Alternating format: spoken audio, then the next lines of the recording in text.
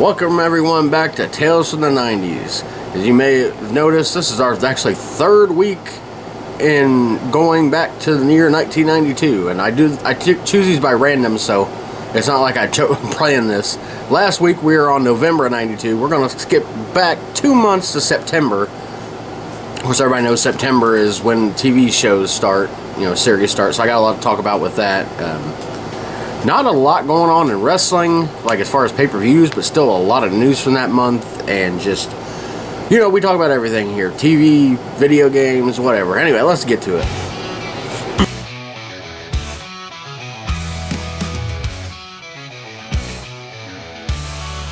Tales from the 90s never die. In our hearts they testify. VCRs and mixtape spins, where every tale begins. Tales from the crypt, marathons, wrestling wars and morning yawns. Play kickball in the street, man, those days can't be beat. Tales from the 90s never die.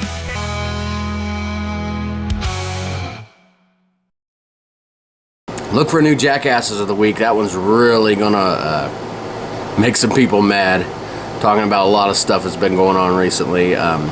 Got a new series called Tales from the Albums, where I go back and talk about some iconic albums, or some albums that are just iconic to me. My first one's on Randy Travis, The Storms of Life, so that's going to be a good one. And you'll always see different stuff on here: watch-alongs, video game playthroughs, Crackhead Dave may show up. I didn't want to start with that. But anyway, this episode is, like I said, we're going back to September of 1992. This is episode number 35, and this is actually my 8th trip through 1992, so we've almost done the complete year. So, that's kind of exciting, but we're going to start off, we're going to talk about video games, because, of course, you can't talk about the 90s without mentioning video games, especially if you were a kid during the time, which I was. I should say I was 8 years old at this time. Was in 3rd grade, and we had just met my stepdad, Marky Foe, if you're going on the timeline of my life. This is during the time when he was actually nice, trying to be nice to us, but that wouldn't last too much longer. But anyway, as far as things weren't going too bad for me at the time. Was dealing with this annoying bully named, I remember his name was Joey Pies, but of course, being the immature person I was, and not anymore, of course, I called him Joey Peas. And he was jealous because he liked this girl that I liked, and I never had the guts to even ask her. I was third grade, so it's not like it was some life I'm gonna marry you decision. But anyway, I never had the guts to ask her out, so I just stayed friends with her. But he didn't like that I was friends with her, because he'd asked her out over and over again, and not only did she not want to go out with him, she didn't want to be friends with him because he was a jerk to everybody. He wasn't just the bully to me, he was the bully to everybody. But yeah, I remember many times I ended up getting my head slammed down in the freaking rocks outside the apartment building. We lived in Mount Carmel, in like an apartment complex, and I was going to Brantner Elementary. I remember the name. But yeah, I learned my lesson, or I should have learned my lesson from that and not asked her, which I messed that up. I didn't ask her, but I should have stayed with that, because Snuggles quit. I would move to Norwood, like we met Marky Foe, so we moved to Norwood towards the end of the year, and I went 3rd grade on there. But I got a really good friend named Renee, and we were pretty good friends. We would walk.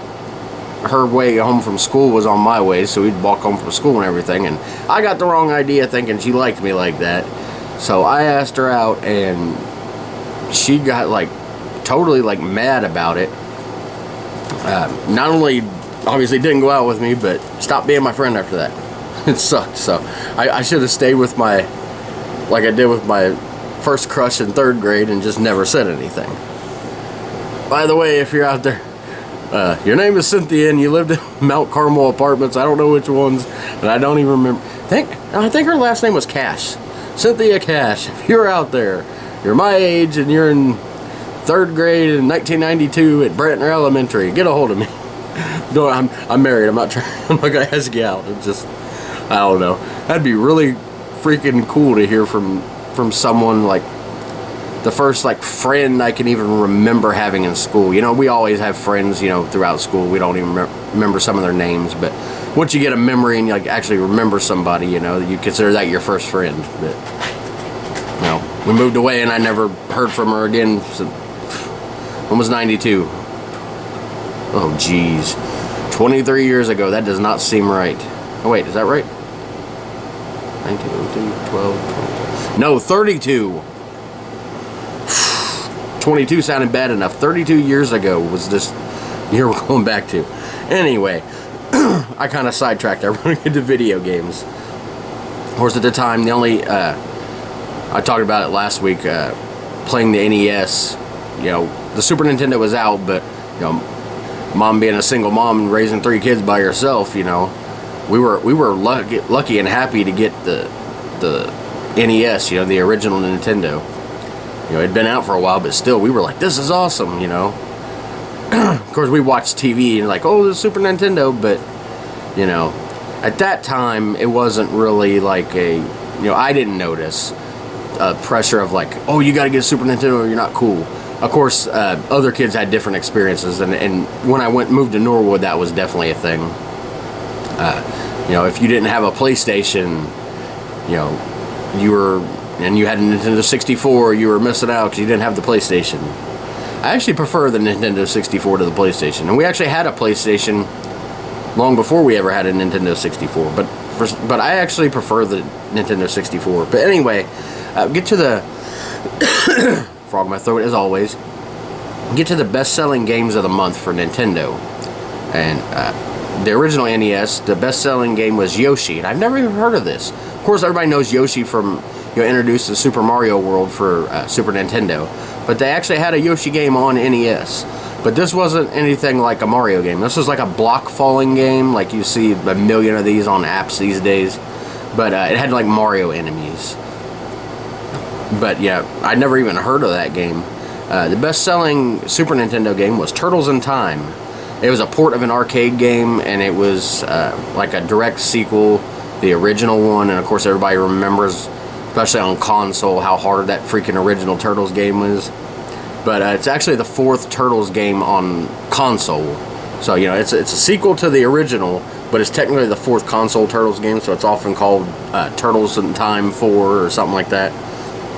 The biggest game for Sega Genesis was Evander Holyfield's Real Deal Boxing, which I've never played, but I'm assuming is just your basic... boxing game, just with Evander Holyfield's name slapped on there. And that was before the ear-biting incident. The biggest game for Game Boy is Super Mario Land. It's one of the biggest Game Boy games of all time. I've never played it, but it's one of the biggest Game Boy games of all time. It was actually modeled after the first Super Mario Brothers for NES, and it introduced Princess Daisy as like a recurring character. But yeah, those are definitely the times of Super Nintendo versus Sega Genesis, but I was still back on Nintendo. And I never even owned a Super Nintendo or a Sega Genesis as a kid. Well, I guess technically I was a kid because I was a teenager, but I was like 15 or 16, I got a Sega Genesis for Christmas. It was the Sega Genesis 3. It was the 3rd model of it. And I was living in Vevey, Indiana. I was like 15 or 16. And they were... there was this... back when they still had video rental stores, but they had some Sega Genesis games in there for sale because, you know, they'd been discontinued for a while, but they'd just been in there, and I bought a few of them. Tin Head is like an underrated game that never gets talked about. That was a fun game. I got a baseball game for it. Of course, WrestleMania, the arcade game, that game is awesome. But anyway, and the Super Nintendo I never got until I was an adult and went and bought one from CD Game Exchange in Norwood. And you know, a bunch of games for that, and I ended up selling that to get tickets for me and my brother to go see WWE Raw. It was the first time we ever went to wrestling. I actually sold that just to be able to get tickets for that. But I'd played Super Nintendo at my granny's house. My cousins from my Uncle Dale, when they came, I think they lived somewhere, and I can't remember what state they lived, but they lived with their mom because it was after my Uncle Dale had gotten a divorce. My cousin Kathleen, which is like, she's like taller than me, I think. Man, I haven't seen her in forever. I hope she's doing okay. But she had like a Super Nintendo. Like, I guess they left it there, or Uncle Dale bought it for him, I think, but they kept it there. So whenever we were over there after they got that, man, so that's when I discovered Super Mario World. And it was the Super Mario World with the original Mario games on it too, plus the Lost Levels. And man, I would just sit there and play those non-stop. Like I was neglecting Nickelodeon at the time. But yeah, just if you grew up in the 90s, you got your own memories of video games if you played them. If you didn't play video games, you know, that's fine too. Not everybody did, but it was one of those things that was like with phones now, everybody's, you know, I got this app and this app. Back then it was, you know, this game and this game, and there were things you'd talk about at school. Like, you know, that's how you judge if something's popular, if they're talking about it at school.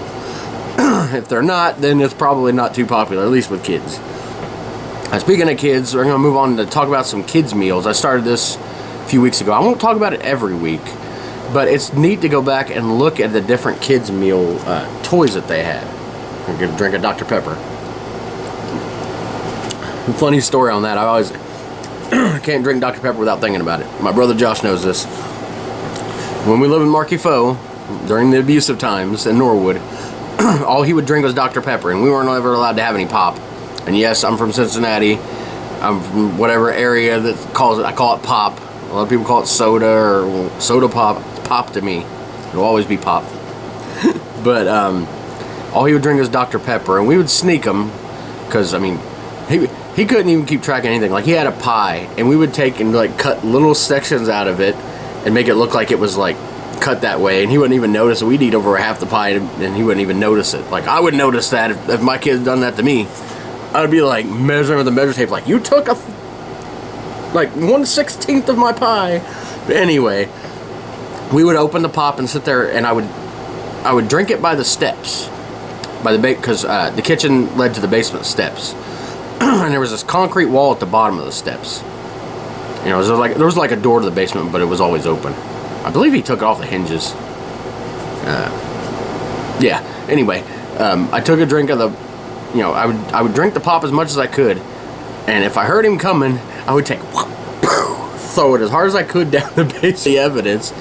Like, I don't know why I couldn't think to just, like, you know, if I was thinking I could find some corner in the cabinet to put it, or even like tucked in behind the garbage can. But no, it was just throw the rest of it down the steps. There was stains all over that concrete wall from when it had been thrown. And of course, we pick up the cans later, and he never noticed. I'm sorry I'm getting off the rails here. I got a little, not script written out, but little bullet points and some facts that I've looked up. And usually I stick to it. I'm just all over the place today. I'm sorry. We're supposed to be talking about kids' meals toys. Of course, everybody, kids' meals, they always call them Happy Meal toys, even if they're not from McDonald's. But the actual Happy Meal toys that came out in this month were called Behind the Scenes toys. And Behind the Scenes was a PBS show. I've never even heard of it. But just doing the research on this, I found it. But I did have these toys. And I remember having like a whole set of them. We didn't get to go out and eat often, but during this time, maybe Marky Fo took us out to eat, trying to impress us. Anyway, they had animation wheels, but they also had these things called balance builders. What these are is a series of like plastic figures.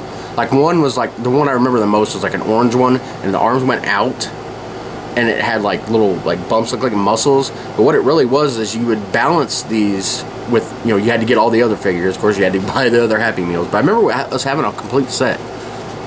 But you like balance these things and try to see how tall you can get it. I just, you know, it wasn't anything that special. It's just something I remember as a kid. You know, when you don't go out to eat a whole lot and you don't get Happy Meals a lot, you know, you tend to remember the toys you get. But Burger King had the It's Magic toys. This was during their Burger King Kids Club, you know, with the little cartoon kids and stuff. This was a set of 4 Magic themed toys. You know how they would sometimes do that with Happy Meals and stuff, or kids meals, whatever you want to call them, where they'd have like little magic tricks and stuff. And of course, if you didn't have those, you had the little the little thing where you got to get the ball through the maze or get it through a hoop or something. But anyway, this had a yellow magic trunk trick, a disappearing food trick, a magic frame trick, and a remote control trick. And I've never seen any of these. I've seen them online, but I mean, I've never played with these toys, so I don't know exactly what they did. And then the last one to talk about is Wendy's Rocket Riders. Riders as in W-R-I-T-E-R-S, as in write something, because they were a set of 6 writing pens that were shaped like rockets. And of course, if you know kids' meals, and I don't know if they probably still do it, there was always, if they weren't like toys that kids 3 and under could play with, they always put one in there so that way you could ask for it if your kids, you know, that young, so they don't choke on things. But anyway, they had one that was just a rocket but wasn't a pen, you know, so he couldn't like stab himself or somehow drink the ink. I don't know, whatever they think kids can do. But yeah, that's just some really fun kids meal toys. I want to talk about wrestling now. Of course, one of my 2 favorite things in the world. And when I looked originally, because, you know, like I said, I do the research, I'd see what happened that month. I noticed there was no pay-per-views in September, which today would be like, of course they're called premium live events now, but today that's like no pay-per-views a whole month. Wow. But back then it was, you know, normal. This was before In Your House, I think, started, and this was before, you know, obviously before monthly pay-per-views. But WCW did have their Clash of the Champions, which was like a pay-per-view quality show. It was on TBS on prime time, 8 o'clock. Or sorry, TBS was 8:05. They always started at the 05s. But it was, I believe they were normally on like Wednesday nights or something. Anyway, it was real cool to see because, you know, could never buy the pay-per-views, but I would sometimes get to stay up to watch Clash of the Champions. This was the 20th Clash of the Champions, and it was held on September 2nd at Center Stage in Atlanta, Georgia, which is where they taped a lot of their shows. Not only was it the 20th Clash of the Champions, but it was actually the 20th anniversary of wrestling being on TBS. Of course, it started at Jim Crockett Promotions, which got bought out by Turner and, you know, became WCW. WCW was originally the name of the TV show, World Championship Wrestling. When Turner bought it, they just named the company that, which, you know, and anytime I go back and think of even stuff from the 70s, like NWA, Jim Crockett Promotions era, I still call it WCW, even though it wasn't anything near WCW then. Anyway, this actually marked the final appearance on wrestling TV for Andre the Giant. He would die 4 months later, actually. So, you know, Andre the Giant, of course, you know, he's one of the wrestlers that went everywhere, but mostly known as a WWF guy. But it's kind of strange his final appearance was here. He didn't wrestle. I don't know exactly what he did. Doesn't go into detail. And I didn't watch the show because I actually wasn't watching wrestling then. I didn't really start until the next year because I didn't really have cable to watch it on. I'd seen, you know, wrestling on TV here and there, but it was probably more like some WWF Saturday morning stuff or some even AWA on ESPN at my granny's house or something, you know, one of my uncles or somebody was watching it there. I remember it being on during my 3rd birthday. I have video of it being on and me sitting and watching it. I'm pretty sure it was like AWA stuff. But anyway, some things that happened on this show is they had a WCW light heavyweight champion, Brad Armstrong. This is, of course, a brother of, probably the most famous of the Armstrong brothers was known as Road Dogg, Jesse James, from, of course, the New Age Outlaws, DX. But Brad Armstrong was the light heavyweight champion, and he got injured and had to was stripped of the title at this show. Actually, they announced, because he was supposed to face Brian Pillman, they announced he was stripped of the title, and they were going to have a tournament for a new champion.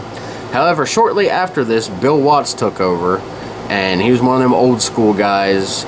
He didn't want any diving to the outside or moves on the floor or stuff like that. So there was really no point of bringing that division back, so they just never brought it back. And of course, 4 years later, Eric Bischoff brings the cruiserweight division in, and that thing like sets WCW apart. And really, you know, everybody talks about the NWO, and NWO really did put WCW ahead for the 83 weeks that they beat Nitro, or beat WWF Raw. try to stick with a time period. It was WWF then. But, you know, NWO really was the catalyst for that. But the Cruiserweights had a huge part of it, and a lot of people tuned in just to watch the Cruiserweights because it was so exciting. But, you know, Bill Watts, you know, one of them ones in the early 90s that, you know, say what you want about Eric Bischoff, but he really brought WCW to being a competitor and not just some old school, out-of-date promotion, which WCW could be at the times. You know, I liked a lot of the wrestling and stuff, but some of the productions and things they did was just way too, you know, between Bill Watts and Jim Herd. That idiot should have been running nothing. But anyway, some other stuff that happened at this show. Let me see. Ricky Steamboat defeated WCW World TV Champion Steve Austin. Yes, that's Steve Austin, when he had blonde hair, to win the title. It was a no DQ match. And in the main event was like a 4-on-4 elimination, so it was like a Survivor Series type match. Rick Rude, Jake the Snake Roberts, Super Invader, and Big Van Vader defeated Sting, Nikita Koloff, and the Steiner Brothers to win. So that's a pretty impressive team they beat. Probably some heel stuff going on there, I guarantee it. Other title changes that happened in a month, there's a bunch of them. November 30th, Don Morocco defeated ECW Heavyweight Champion Jimmy Snuka for the title. That sentence just seems weird to say.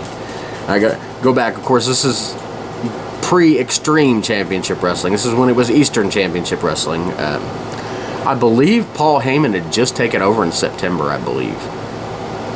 But it's just strange that Don Morocco defeated Jimmy Snuka to win the ECW Heavyweight Championship. Like, you know, because they were still using them, because they were still big names at the time. They just weren't, you know, not what you think of as ECW.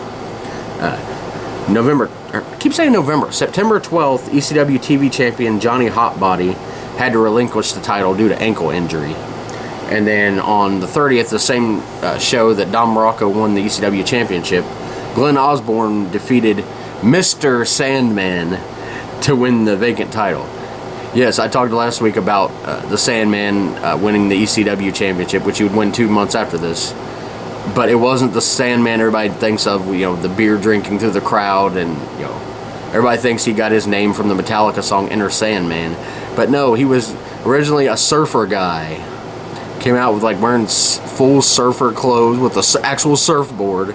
But I forgot it this time, he was actually called Mr. Sandman. And I believe he actually used that song, you know, the one they always play in Halloween, the Mr. Sandman song.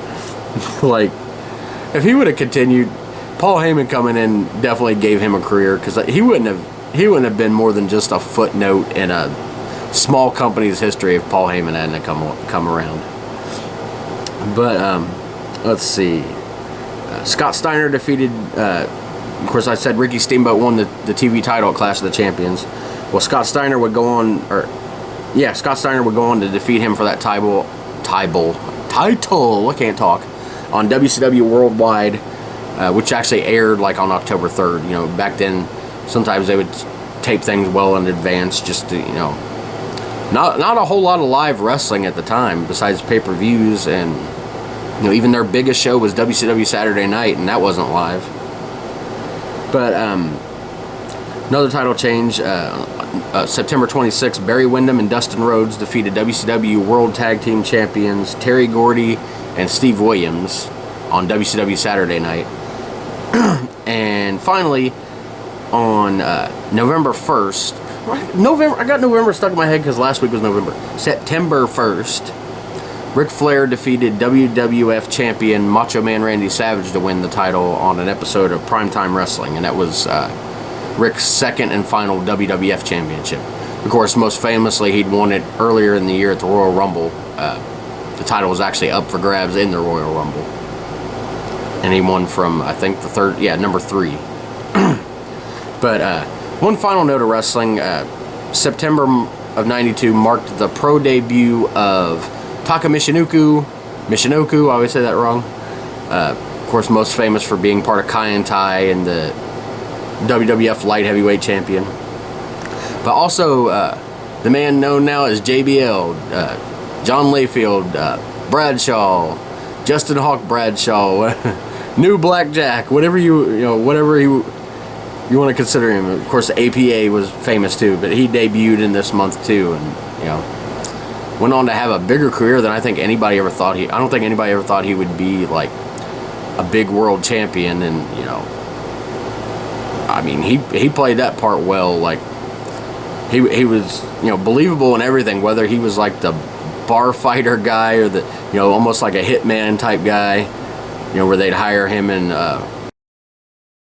Simmons, or as, you know, even as the Wall Street character, because he played it so well. You know, it's like,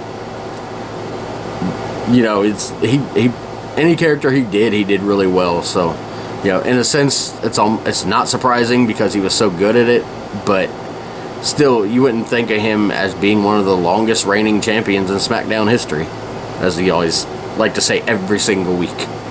But a lot of people didn't like the JBL era. I actually did. I found it hilarious. Him going on Border Patrol. Everybody gets so offended with that. Guarantee you a lot of that was probably Eddie Guerrero having input on that too. Like, you know, this would be funny if you did this, you know. Act like you're chasing these people across the Gulf of freaking Mexico. Anyway, like I said earlier when I started, September is, you know, when the TV series start. So there was a lot debuting here. We had Batman the Animated Series, which is actually my second favorite Saturday morning kids TV show of all time. Number one was I can't think of that now. Power Rangers. No, it wasn't. Turtles. I get confused because for a while I was debating whether it was going to be Power Rangers, Goosebumps, or Turtles. And I ended up choosing Turtles, and the other two made the top 5 as well. But Batman was my second. It really changed the way kids TV was looked at. I mean, I don't remember if Gargoyles, the animated series, had been out yet. But if it was out first, then they should get credit for that. But the sort of dark kids TV series where it's not like everything's like, you know, bright colors and happy-go-lucky even if there's conflict. Batman was just like a dark thing, and it really changed the way people looked at it. You know, and of course the Batman, starting with 1989 Michael Keaton Batman movie, really started that trend of that, you know, darker superhero type stuff, because, you know, everybody was used to the Batman of the 60s, the funny and the holy Long John Silvers and all this other funny stuff that they would do on the series and in that TV movie. But, you know, Batman didn't really become, I mean, in the comics he was, but I mean, like mainstream, you know, comics weren't as mainstream as the TV show or as movies, you know. As much as people love comics, they're not as, you know, mainstream as TV in any era, really. I don't know, back in the 50s maybe, but even then I think even radio was more popular in early TV. But anyway, Batman the Animated Series really was a darker one, but, you know, it still was made for kids, but also parents enjoyed it too. It actually started at 4:30 on the afternoons, and it, you know, it had such a following at the beginning they actually put it in prime time on Sunday nights. It didn't do so well then because animation at that time, other than The Simpsons, really wasn't drawing viewers on, you know, network TV. So they ended up moving it to Saturday mornings, and also they do weekday afternoons once they got enough episodes to do, you know, because they made a lot of episodes in a short amount of time, you know, how they can do with animation, as opposed to TV shows where your normal season's like 22 episodes. You know, sometimes cartoons you can double that. But on November, here we go again. Just have a counter at the bottom how many times I say November. September 12th, NBC did something stupid, in my opinion. They canceled all its Saturday morning cartoons in favor of the teen shows. And I've talked about this in the past, how I wasn't watching NBC Saturday mornings hardly after a certain time period. But yeah, on September 12th is the week, I should say, the weekend before that was the last time they had Saturday morning cartoons, because, you know, they'd have all those teen shows and Saved by the Bell, which I actually like Saved by the Bell, but all the basketball stuff, which I didn't care for at all. But NBC actually wouldn't have any Saturday morning cartoons back until 2006.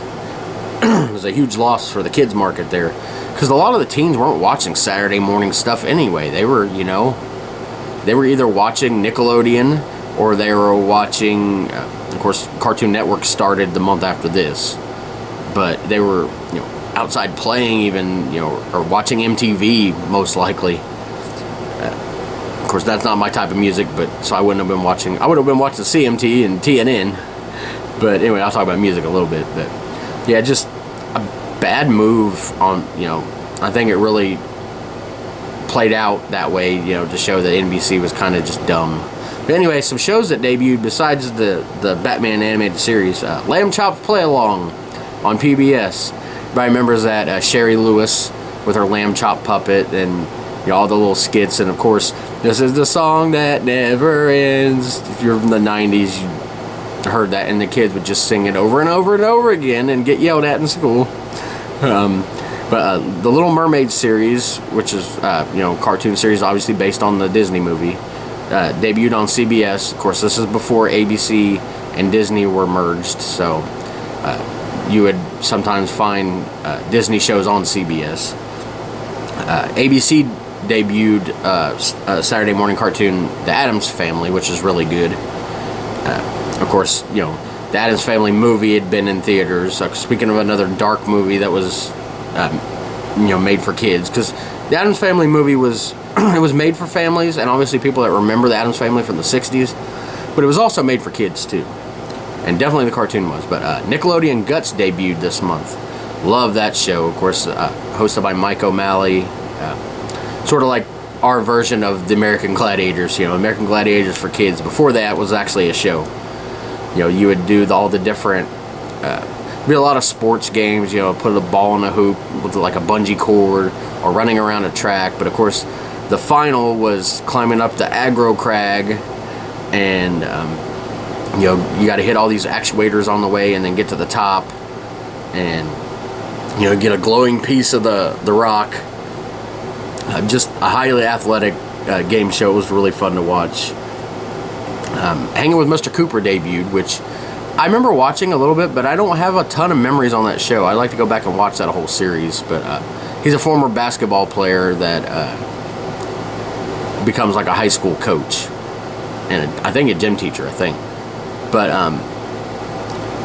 that would eventually be moved to TGIF. You know, it became more popular, and I can't remember if it was the second season or the third season. But speaking of TGIF, I'm not going to be actually talking about, I normally talk about the TGIF lineup when I do these, unless it's during the summer months when it's just all reruns. But actually, the TGIF I talked about last week with November is the same lineup, so there's no sense of just repeating it. Go watch the last week if you want to see what was on. Family Matters was, of course, the big show there. But a sad note, a show that was ending was Salute Your Shorts. Of course, a Nickelodeon series that had 2 seasons. The kids at the summer camp. I even talked about this last week because it was one of the shows on Nickelodeon on the lineup. But love Salute Your Shorts. Some of these shows didn't go away as, you know, near as long as they should have. Like Salute Your Shorts could have had a few more years, but you know, who knows? Maybe it would have gotten boring after a while. There's only so many jokes you can do at a summer camp. You know, it's kind of like a very confined area. Sort of like Hey Dude didn't last near as long as I thought it could have. But they were confined to the ranch, sort of the same concept here. And one other thing that debuted was the Sci-Fi Channel, which of course is still going now. It was, but the very first thing they showed was the episode of the original Star Trek. But I got so many memories of the Sci-Fi Channel. Of course, them showing Tales from the Crypt marathons. Yeah, I'm not a huge sci-fi fan, so I like when they show more of the horror stuff. But one thing that always annoyed me about sci-fi that they didn't really start doing until the last 15 years or so. And an example of this, I don't even know if they're still doing it because I don't have cable anymore. I haven't had it for a few years. But they would, like, especially on St. Patrick's Day, they would show the Leprechaun movies. But they would show them in reverse order. So they would start with Leprechaun 4 in space, which sucks, by the way. Then they would go 3, 2, and then the original. Like, why do you do that? I get that those movies don't have to be seen in order, but that's not the only ones that do it. I've seen them do that to Halloween movie, you know, Michael Myers, to Freddy and Jason movies. I've seen them literally do that in reverse order. It's like, why? But one of the biggest memories I have of sci-fi is actually during the Attitude Era of wrestling, 1998, I believe it was either no, it had to be in 99, I think, because Undertaker was in his I was gonna say Brothers of Destruction. That's not right. Undertaker was in his it's top of my head, Ministry of Darkness phase, when he was like that super evil character where he had just like the goatee, didn't have the mustache or the beard, just like the goatee. It was like dyed black. He actually hosted like a week full of stuff on Sci-Fi, and he would be like the host, like coming back from commercial, not every commercial, but most commercials, and then doing like the advertisements throughout the week. And I remember him introducing the Tales from the Crypt Demon Knight movie, which might have been like the first time it had been shown on TV, and like him like talking about the Crypt Keeper and laughing. It was like the whole Seinfeld thing. Worlds are colliding, Jerry. Yeah, just some great memories of the Sci-Fi Channel. Like I said, I'm not really into the complete sci-fi thing, but more of the horror stuff, obviously. You see, my very first bonus episode was the top 50 horror movies of all time. Made that in October, and I can't believe it's what. I'm recording this in June. It's only 4 months till October. I gotta figure out a bonus episode for October because I'm not gonna do the same thing. Maybe I'll do favorite horror anthology series and talk about some of my favorite episodes for them. Obviously, we already know Tales from the Crypt is number 1 on that. I can't even pretend like, ooh, what will be number 1? Speaking of that, I haven't figured out a bonus episode for July, and it could be anything. It don't even obviously, a lot of these bonus episodes don't even stay in the 90s, so anything you guys want me to talk about, let me know in the comments. But we're gonna move on. Sorry I'm taking forever on this. Actually, no, I do want to talk about Tales from the Crypt, because I just got the 3rd book in the EC Archives series. And of course, Tales from the Crypt, if everybody knows the show, but is based on the 50s EC comics. Tales from the Crypt, The Vault of Horror, The Haunt of Fear. There was some crime ones in there. There were some sci-fi ones, and a lot of the every show on Tales from the Crypt, all 93 episodes, by contract stipulation by William Gaines, who ran EC Comics, but every episode had to have a story from the original. Now they could embellish, and I've read anyway I got this book. It's the 3rd EC Archives of Tales from the Crypt. Each book has 6 comic books in it, and like I said, these are just Tales from the Crypt. Once I complete the series of 5, which I'm really looking forward to, I'll move on to either the Haunt of Fear and then I eventually want to have the whole collection of the EC Comics archives. But anyway, I talk about all that to say that one of my memories I have during this time period in Mount Carmel, my dad would bring me Tales from the Crypt comics that he would find at his favorite. He called it Convenient. It was called the Convenience Store, but I think it was actually called Convenient. It later became Ameristop. I don't know how far Ameristop. It's a chain of convenience stores. I don't know how far it goes, or if it's just Cincinnati. I don't even know if they still exist. Let me know if Ameristop still exists. But anyway, they would sell during the 90s. They were selling reprints of the 50s comic books. The Tales from the Crypt, because obviously the TV show had become popular, and like these things were awesome. I would like read them non-stop, wear the pages out of these. I've got a picture somewhere of me holding one up. But yeah, like I said, that's where my love of this came from, and then my dad bringing me those, it's just like, it was so special to me. But we're going to talk about some sports now. Being September, of course, we've got the end of baseball and beginning of football. Of course, this is typically known as the last month of baseball, although a lot of the seasons do go into October, the beginnings of October. But anyway, which this one did. But the leaders at the end of this month was still with like a few games left to go. The National League, the Braves and the Pirates. The Reds were in second place, 6.5 games back. But this was the time where there was still just the 2 divisions, the East and the West.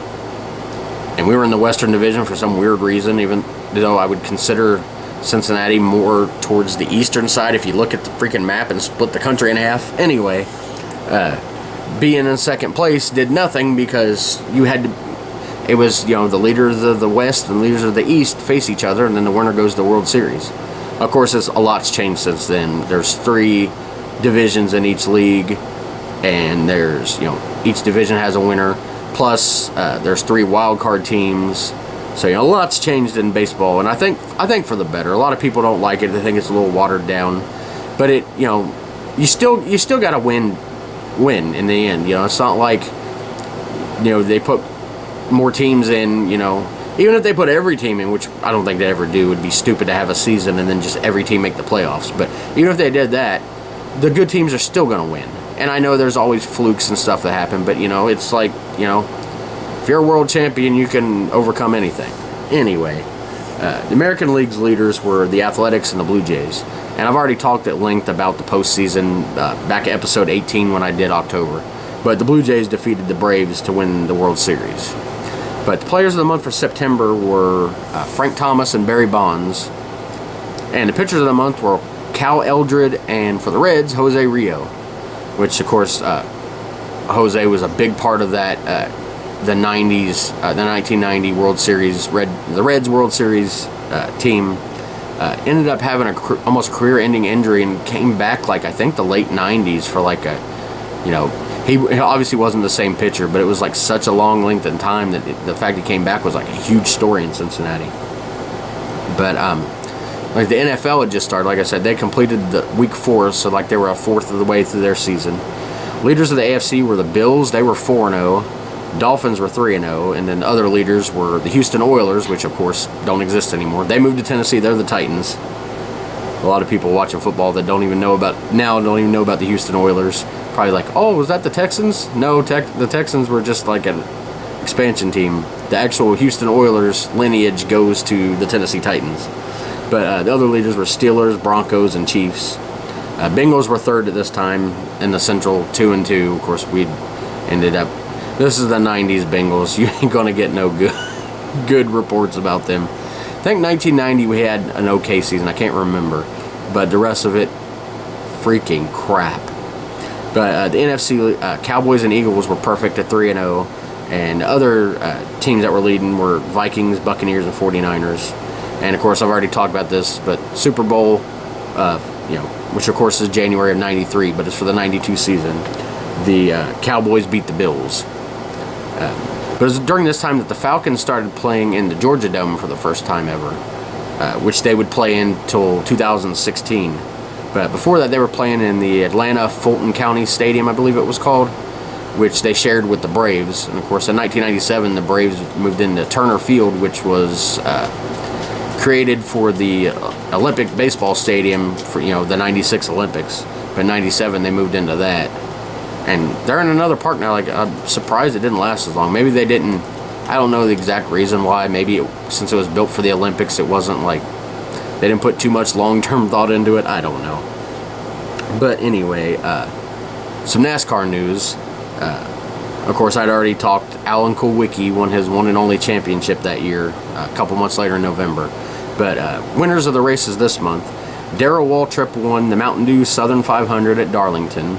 Rusty Wallace won the Miller Genuine Draft 400, which of course that was his sponsor, so that was good for them, at Richmond. And Ricky Rudd won the Peak Antifreeze 500 at Dover, and also Jeff Bodine won the Goodies 500 at Martinsville. But we're going to talk about music now. Kind of a lot to talk about this month. We got some, obviously the charts I talk about, some big albums were released, and then of course the CMA Awards were this month, back when I still watched that stuff. But at the top, of course, I listen to country music, so obviously a lot's going to be about country music. But I do put the Billboard Top 100 on here, or Hot 100 on here, just because it's the popular music of the time. Kind of give a reference of what the time period looked like. Boyz II Men, I'll Make Love to You was number one the entire month. Of course, this was the midst of their huge 14 weeks at number one. They actually started the week before September and in August. and would continue that streak all the way till the end of November. So huge run there. For country music, we had 2 songs that went to number 1 that month, 2 weeks in a row. We had I Still Believe in You, Vince Gill, which his album just came out with the same name, which I'll talk about in a couple minutes here. And also, Love's Got a Hold on You by Alan Jackson was number 1 for 2 weeks. Now, speaking of that Vince Gill album, I Still Believe in You, he'd had some big songs and some big albums, but that was actually his first number 1, was that song. And this album became huge. It was his 5th album. It went 5 times platinum. The title track, which I just talked about, was his first number 1 single. But other big hits on it, I don't know if they went to number 1 or not, but Don't Let Our Love Start Slipping Away, that was a huge song. No Future in the Past, I remember that moderately, not as much as the other songs on this. Trying to Get Over You, just a tearjerker, the way only Vince could sing. And One More Last Chance, that's a funny song about, the video is funny too. It's got George Jones on a tractor, which is kind of like a callback to some of his earlier, all those stories about him, riding on the mower to the liquor store, to the bar. But yeah, that video was hilarious, and the song was good too. Another big album that came out with, and I'm actually going to talk at length about this one on, actually the next 2 on my Tales from the Albums at some point. But Garth Brooks, The Chase, of course, everybody knows he's my favorite artist of all time. I struggle with that sometimes. Is it George Strait? Is it Hank Williams? Is it George Jones? But I always go back to Garth for some reason. It's just, I think if he hadn't have been during my time period, it might have been one of the other ones, or it would be up for more of a debate and change more. But especially during this time when I was listening to the radio constantly, I think that's what really put it over the top. Anyway, The Chase was his 4th studio album. It went to number 1, obviously. It was certified diamond for selling 10 million copies. The singles that came out of it were We Shall Be Free, which only went to number 12, but of course that was a controversial song, talking about people should be able to love who they want and whatever religion they want, and it was, that type of stuff wasn't talked about at all in country music then. So, number 12 was almost like having a number 1 for that song. But Learning to Live Again went to number 2, and then Somewhere Other Than the Night and That Summer, which was probably my favorite song from the album, both went to number 1. My favorite album cut, which means it wasn't released as a single, was Every Now and Then. Like I said, I'll do an in-depth on this on Tales from the Albums. Same with the next one, was George Strait's Pure Country soundtrack. Of course, the Pure Country movie was huge. This is a soundtrack to it. It was his 13th studio album, which I say it's a soundtrack, but it's also just a George Strait album too. There's no other songs on it, or no like concept songs. It's just music or something. It was just, because in the movie he plays a singer, so obviously the album is just going to be an album. George Strait's not going to do some weird concept thing or something. Anyway, it went 6 times platinum. The 2 singles that were released that went to number 1 were the massive I Cross My Heart, which is one of the greatest country love songs of all time, and Heartland, which was fast-paced song for George, but it was a really good look, especially the video where they show scenes from the movie, and they did that from the I Cross My Heart video too, at the end where he comes out and sings. Man, I love that movie. I've talked about the movie before on here. I think it came out October, I believe that's when it came out. If not, it was the month before. Anyway, I talked about it on one of these episodes. Go find it. I got, by the way, on my channel, I got stuff on my YouTube channel. I have stuff in a playlist for like the Tales from the 90s. I think I might actually break it down by year if I can make other playlists on there. But anyway, the other song that came out was released as When Did You Stop Loving Me, only went to number 6. That was a massive song on there. That was probably my favorite song on the whole album. There's some other great songs. My favorite album cut that wasn't released as a song was The King of Broken Hearts. And like I said, a lot of these I think pretty much all these songs were in the movie. The very last one is kind of like a different version of Heartland, but it's got his son singing. George Strait's son singing, but it's like supposed to be him as a kid, basically, in the movie. But his son actually sings that. But anyway, we're gonna move on to talk about the 1992 CMA Awards. Entertainer of the Year was Garth Brooks. There's no question on this one. The year before had been when his This Is Garth Brooks, that NBC special, came out, and just come off of Rope in the Wind, probably his biggest album ever. So there was no question he was getting Entertainer of the Year. Nobody else deserved it more than him. Same with the Album of the Year, went to Rope in the Wind. That thing was massive. Shameless. Just like, there's so many songs from that could be career songs for anybody else. It was just like, oh, another song. Garth Brooks had so many songs that people would have just loved to get, and wasn't just all from other songwriters. He had a lot of hands in writing a lot of these songs. But some other awards. Male Vocalist of the Year was Vince Gill, and of course that is different than Entertainer. The Entertainer of the Year does take the singing into effect also, but it also takes the whole thing. The tour, the shows, albums, sales, videos, like everything. It's the whole package. But there was no better male vocalist, in my opinion, in the 90s than Vince Gill. Female Vocalist of the Year, Mary Chapin Carpenter. I really don't agree with that one. She had some big songs and everything, but as a vocalist, she wasn't, there was nothing like special about her vocals. I'm not saying she was a bad singer, but there's tons more. Reba McEntire was a lot better. Pam Tillis, which had just started, I'll get to her in a minute. But yeah, that one, I really don't agree with that one. Vocal Group of the Year, Diamond Rio. Definitely agree with that one. Huge Diamond Rio fan. Vocal Duo of the Year, Brooks and Dunn, which I believe this was the first year they'd won that. If not, it was the year before. And of course, they would go on to win that forever. Finally, Montgomery Gentry was able to beat them out for that at some point. But Single of the Year, Achy Breaky Heart, Billy Ray Cyrus. A lot of people crapped all over that. I find it to be a fun song and just a huge reminder of the times.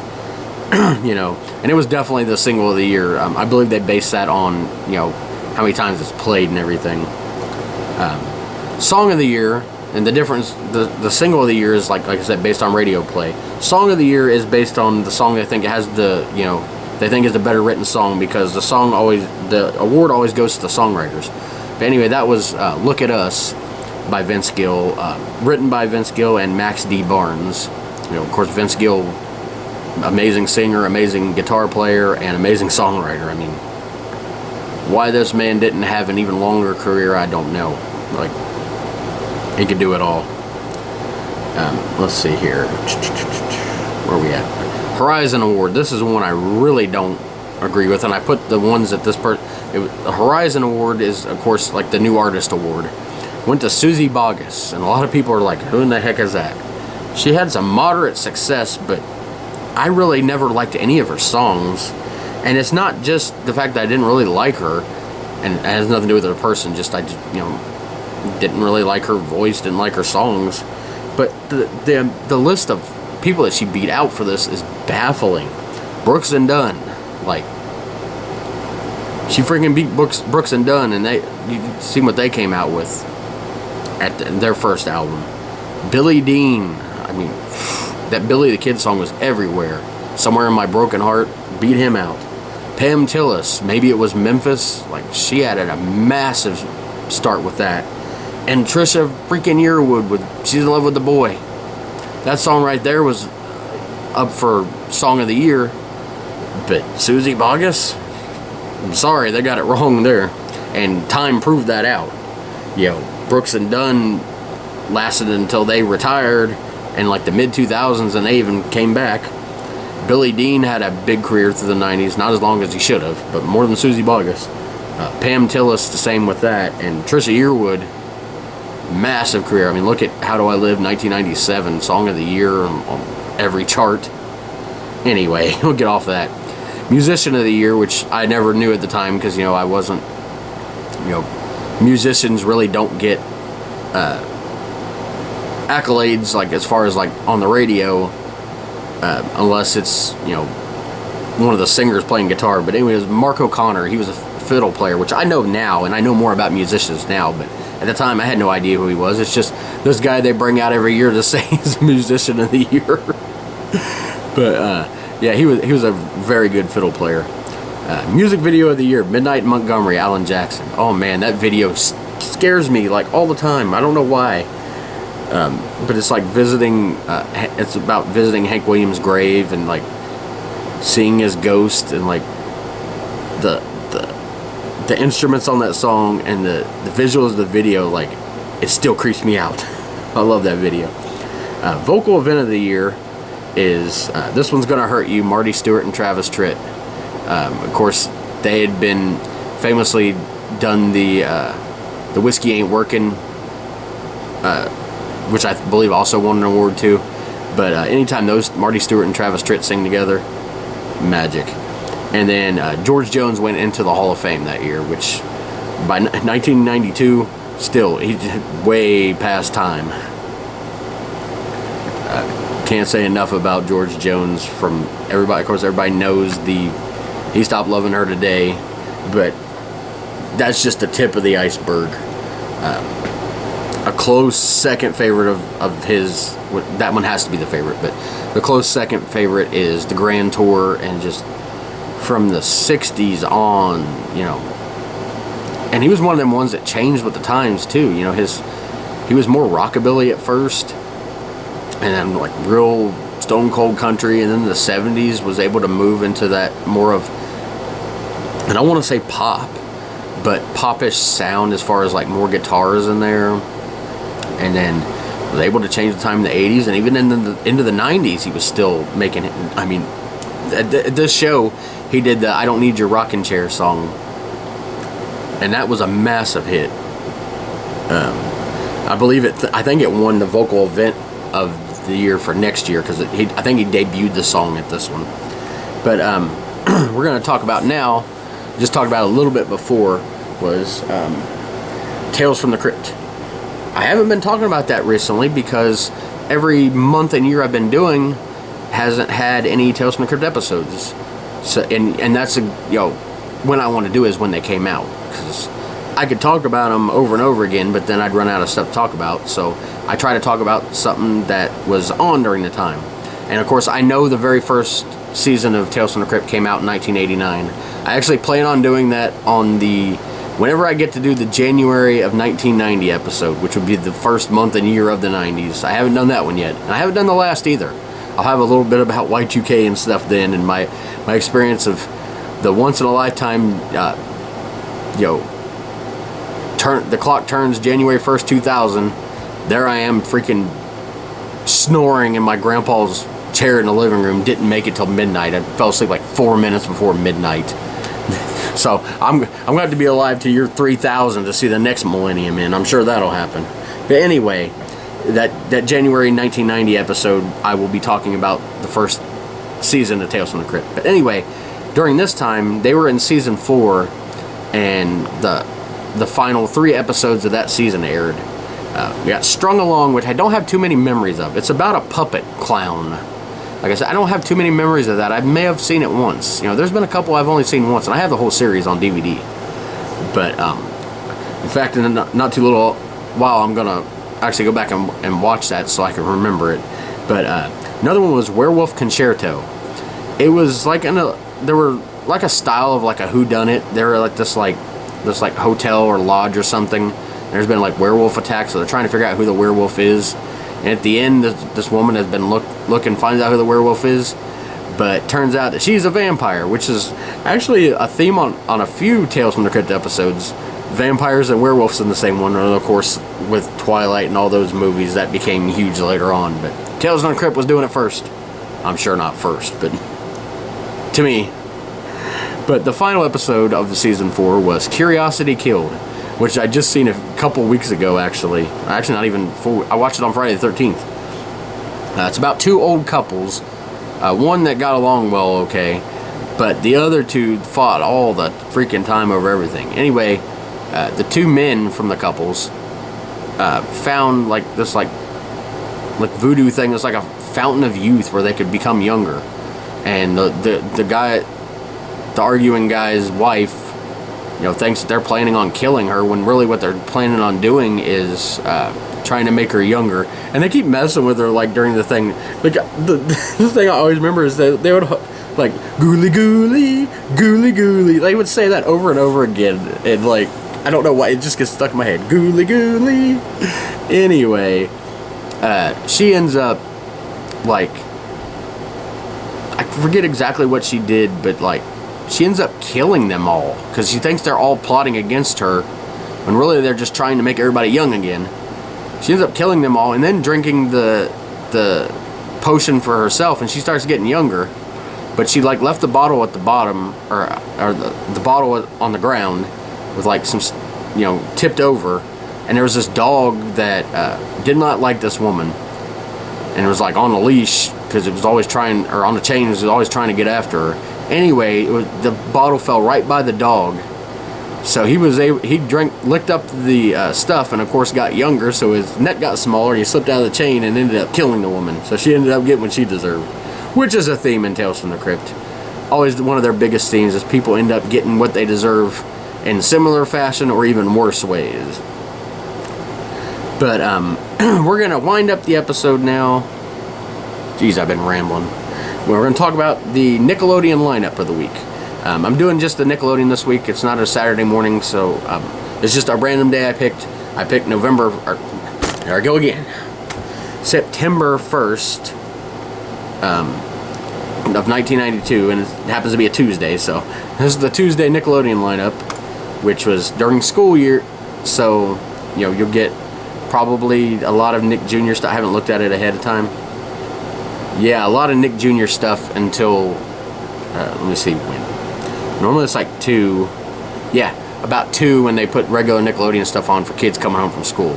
A lot of my school got out at like 3, but, you know, some schools got out a little earlier. Anyway, of course, we do a Nickelodeon lineup. We start at midnight, and of course, during midnight is Nick at Night.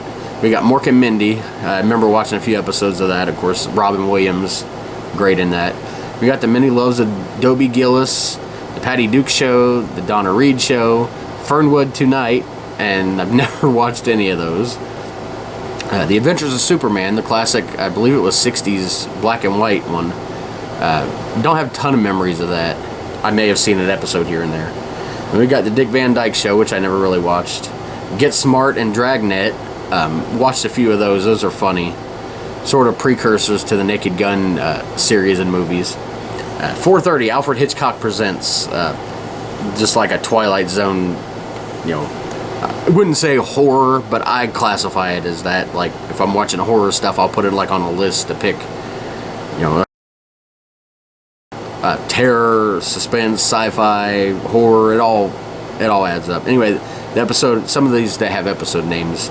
The episode of Alfred Hitchcock Presents was Across the Threshold. Then at 5 o'clock, we got Mr. Ed. Love the talking horse. And then at 5:30, we start off with Nick News, which I never really watched Nick News as a kid. I didn't watch any news. Then at 6, one of my all-time favorites, Mr. Wizard's World. You guys from the 90s, you can have your Beakman's World and your Bill Nye the Science Guy. I will take Mr. Wizard's World any day. I love that show. And he'd been doing shows since like the 50s. You know, a scientist that was really good with kids and explaining things to kids. It actually made science fun to me, which never happened again or since in history to me. But at 6:30, we got Danger Mouse. I never really watched that much. Same with Welcome Freshman.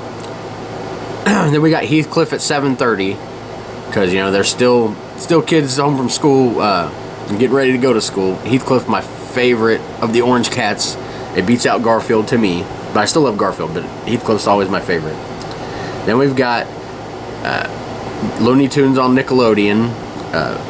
You know, of course, it's just Lickatoons. I was trying to put Looney Tunes and Nickelodeon together. It came Lickatoons. Lickatoons! Looney Tunes on Nickelodeon. It was just Looney Tunes on Nickelodeon. Dennis the Menace cartoon at 8:30. Love that thing. And then 9 o'clock starts Nick Jr. They started with Flipper, which of course is classic show about the dolphin that always saves the day. Maya the Bee, I don't remember that one. 10 o'clock, The World of David the Gnome. Man, I love that cartoon. The theme song just started playing in my head. And then remembering the very final episode. What did you do to us kids? Yes, I know, it's talking about how, you know, it's a beautiful thing to think that the gnomes, you know, go back into nature and become a tree or something. But they died. They killed David the Gnome and his wife. But they make it the most peaceful thing ever. And of course, I don't believe that people become trees or reincarnation and stuff like that. But it's I guess it's the nicest way you can talk to kids about death.